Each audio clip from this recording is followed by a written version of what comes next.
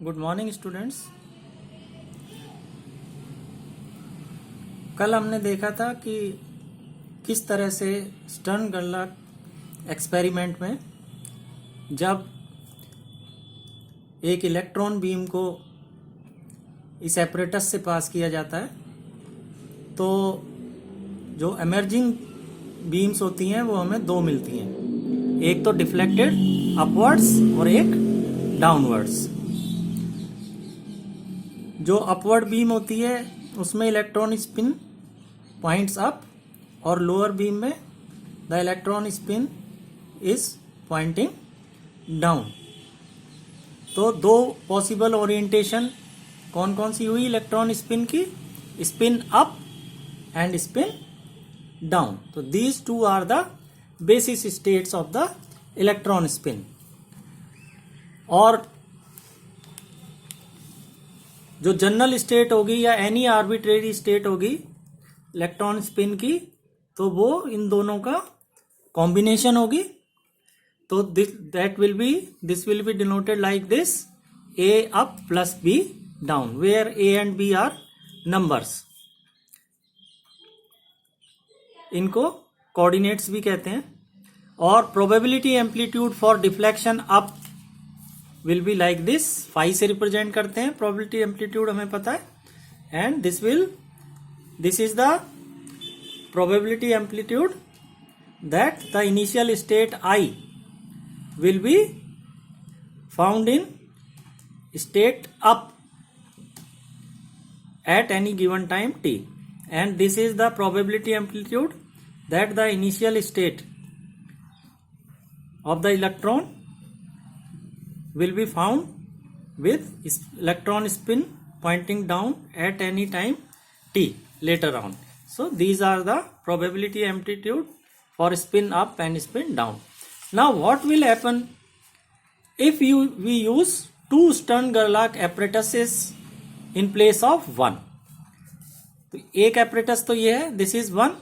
तो इससे हमने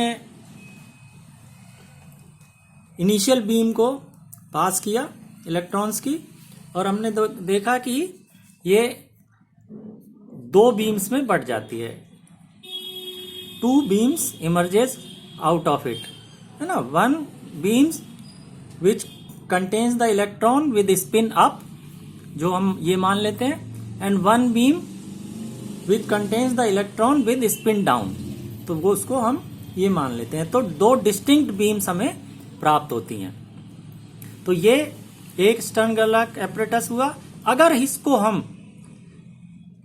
एक और एपरेटस से इसको हम पास करें तो क्या होगा, इसमें जो दूसरी बीम है उसको तो हमने यहाँ ब्लॉक कर दिया, मास्क कर दिया। जो स्पिन डाउन वाले इलेक्ट्रॉन थे, वो बीम जिसमें इलेक्ट्रॉन स्पिन डाउन थी। अब जो बीम हम दूसरे एपरेटस से पास कर रहे हैं, जो दूसरे के लिए इनपुट होगी, उसमें क्या है, केवल वो इलेक्ट्रॉन है जिनकी स्पिन अप है। उसको हम रिप्रेजेंट करते हैं मान लो आई डैश से, है ना। तो इस केस में I dash is the state of the beam emerging out of first apparatus. तो सपोज ओनली अपर बीम एंटर्स सेकेंड एपरेटस, जैसा कि इस फिगर में दिखाया गया है कि केवल अपर बीम जो है वो सेकेंड एपरेटस में एंटर हो रही है, जिसको हम कैट आई डैश इससे रिप्रेजेंट कर रहे हैं। और ये कौन सी स्टेट है, state up with spin up.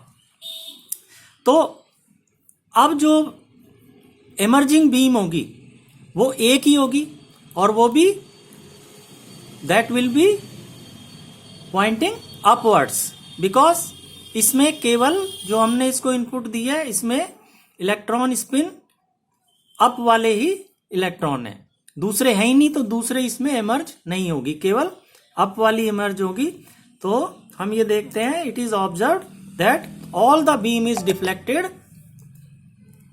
All the beam is deflected up and none down. Down में कोई डिफ्लेक्शन नहीं हो रहा है। तो ये जो फाइनली बीम हमें मिल रही है उसको हम कैट एफ इससे दिखा देते हैं। अब प्रोबेबिलिटी एम्पलीट्यूड अगर हम देखना चाहें तो इसका क्या मतलब हुआ कि ये I dash state up state में मिलेगी, इसकी प्रोबेबिलिटी क्या है 1 है, क्योंकि सारी की सारी जो है डिफ्लेक्शन अप साइड में हो रहा है।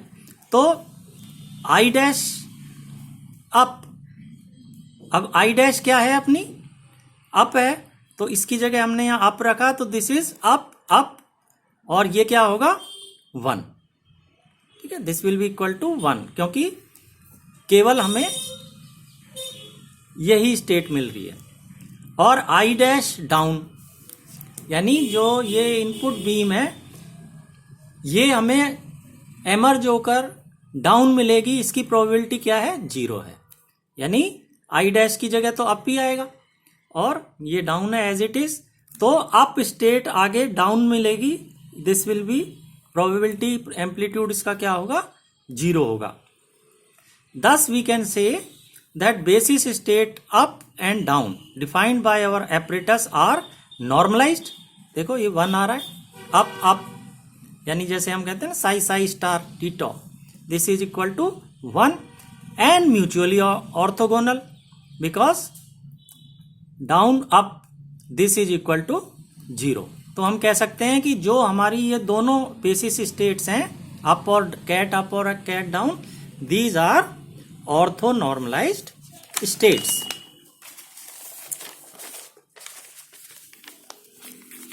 Now relation between I dash जो सेकेंड एपरेटस के लिए इनपुट थी जो कि अप थी, एंड इनिशियल स्टेट I जिसमें अप और डाउन दोनों थे, तो taking inner product of equation 2 with I dash यानी अप, तो इक्वेशन 2 हमारी ये है, तो इसका आई डैश से इनर प्रोडक्ट लिया तो ये आएगा bracket I dash I, A बाहर है, I dash up plus B I dash down, तो ये आ जाएगा,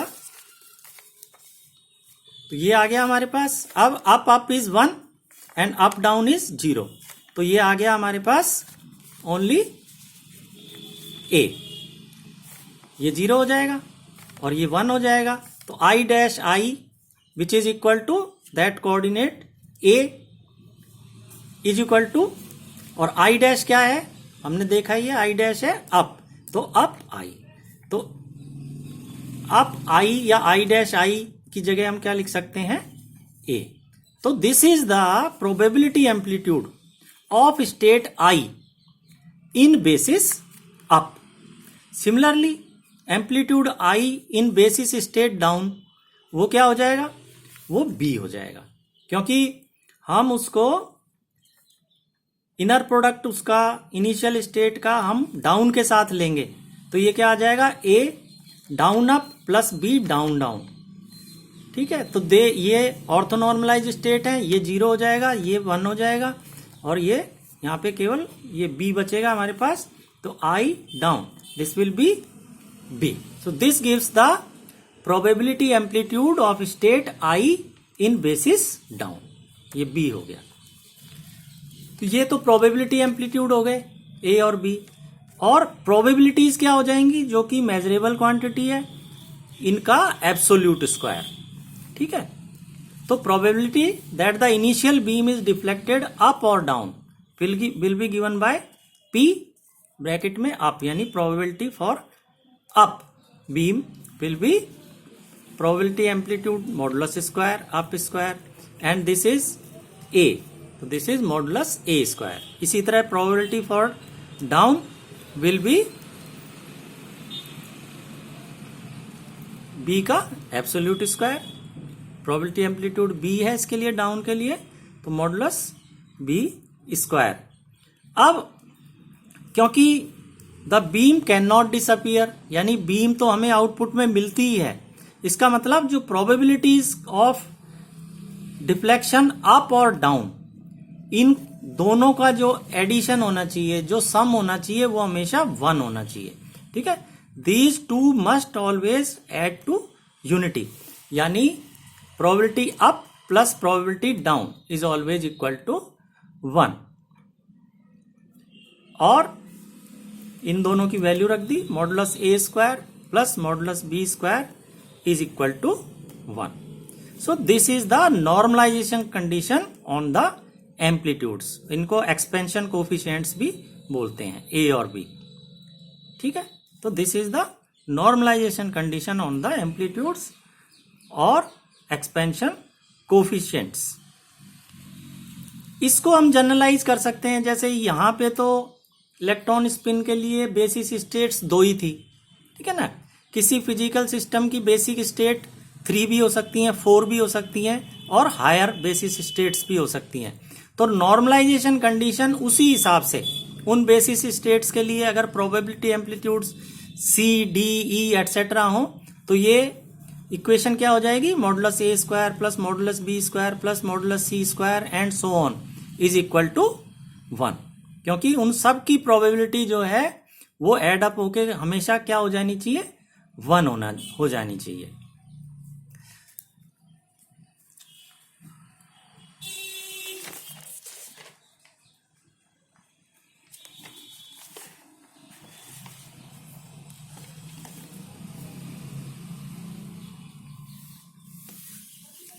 अब इसमें हम एक प्रॉब्लम देखते हैं।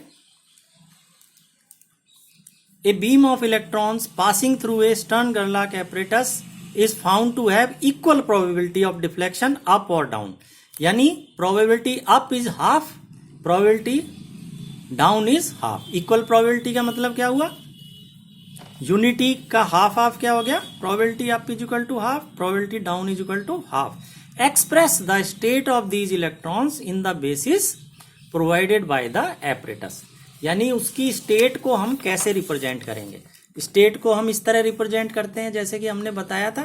तो हमें केवल इसमें क्या करना है, ए और बी इन प्रोबेबिलिटी एम्पलीट्यूड्स की वैल्यू निकाल के यहाँ पे रख देनी है, तो इससे हमें वो स्टेट मिल जाएगी जो इस कंडीशन को फुलफिल करेगी।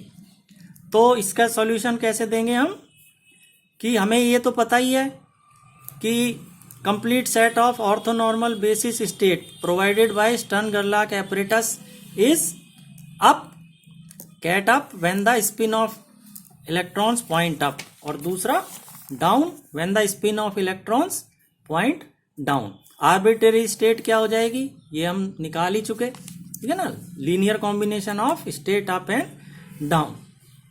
अब हमें पता है प्रोबेबिलिटी ऑफ अप डिफ्लेक्शन क्या होता है, modulus A square, probability of down deflection modulus B square, और क्वेश्चन में हमें प्रोवाइड किया हुआ है कि ये दोनों इक्वल हैं, ये दोनों इक्वल हैं। इसका मतलब क्या हुआ कि एक तो हमें ये पता है नॉर्मलाइजेशन कंडीशन से कि modulus A square plus modulus B square is equal to 1।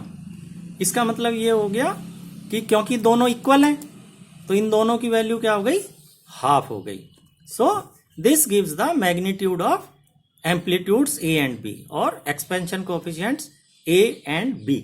तो ये इनका केवल हमें मैग्नीट्यूड मिला है, यहां पर फेज नहीं है। तो अगर हमने केवल मैग्नीट्यूड यूज करना है, ठीक है, सिंप्लिसिटी के लिए अगर हम मैग्नीट्यूड ही यूज करें तो A is equal to B is equal to क्या हो गया, 1/√2, स्क्वायर हटा दिया तो, और इसको अगर हम इसमें रख दें तो आर्बिट्रेरी स्टेट इस केस की क्या हो जाएगी, ket I 1/√2 ket up plus 1/√2 basis down. लेकिन अगर if we consider the change of phase in this process then we have to add this factor, ये as it is 1/√2 up plus e⁻⁴ iota phi जो फेज को represent करता है 1/√2 ket down with phi real. The state which most frequently occurs is when phi is equal to pi. So this is how we can solve this problem. Students, आपको इन notes की PDF भी भेज दी जाएगी when the WhatsApp groups are formed, or you can note these in your notebooks. Have a nice day.